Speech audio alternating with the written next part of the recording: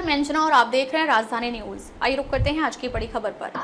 देश की पहली बुलेट ट्रेन परियोजना जो मुंबई से अहमदाबाद तक प्रस्तावित है, अब महाराष्ट्र में भी तेजी से आगे बढ़ रही है। गुजरात में जमीन अधिग्रहण और निर्माण में मिली सफलता के बाद महाराष्ट्र ने भी इस महत्वाकांक्षी प्रोजेक्ट में ठोस प्रगति दिखाई है। महाराष्ट्र के दहानु क्षेत्र में 40 मीटर लंबा पूर्ण Spain pre stressed concrete box girder PSC launch किया गया है। यह बॉक्स गर्डर लगभग 970 मीट्रिक टन वजनी और इसे परियोजना के अब तक के सबसे भारी गर्डर में से एक माना जा रहा है। इस लॉन्च के साथ ही यह स्पष्ट हो गया कि अब महाराष्ट्र में भी निर्माण कार्य ने रफ्तार पकड़ ली है। इस हाई स्पीड ट्रेन कॉरिडोर के तहत महाराष्ट्र में कुल 156 किलोमीटर लंबा ट्रैक बनाया जाना है, जिसमें से 135 किलोमीटर ट्रैक एलिवेटेड होगा और 21 किलोमीटर अंडरग्राउंड होगा। BKC बांदा कुर्ला कॉम्प्लेक्स से सिलफाटा के बीच का अंडरग्राउंड सेक्शन मुंबई का पहला भूमिगत बुलेट ट्रेन स्टेशन होगा। प्रोजेक्ट के लिए अहम एलिवेटेड मार्ग जरौली और गाँव गुजरात महाराष्ट्र सीमा के निकट तक जाएगा। इस एलिवेटेड सेक्शन में से 103 किलोमीटर ट्रैक को 2575 पूर्ण स्पेन लॉन्च मेथड FSLM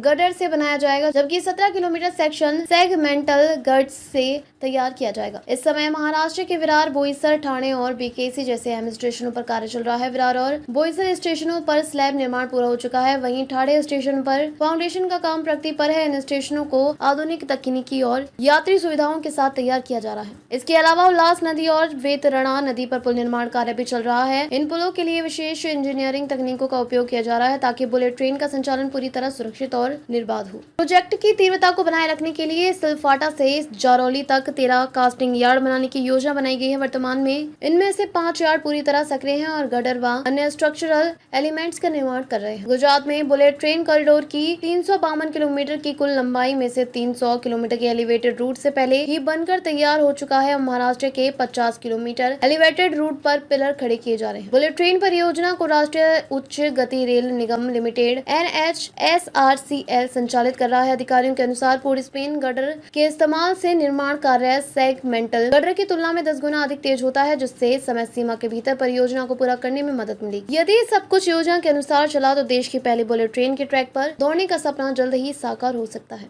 अब तक के लिए बस इतना ही। फिर मिलते हैं एक ऐसी ही बड़ी खबर के साथ। तब तक के लिए नमस्कार और देखते रहिए राजधानी न्यूज।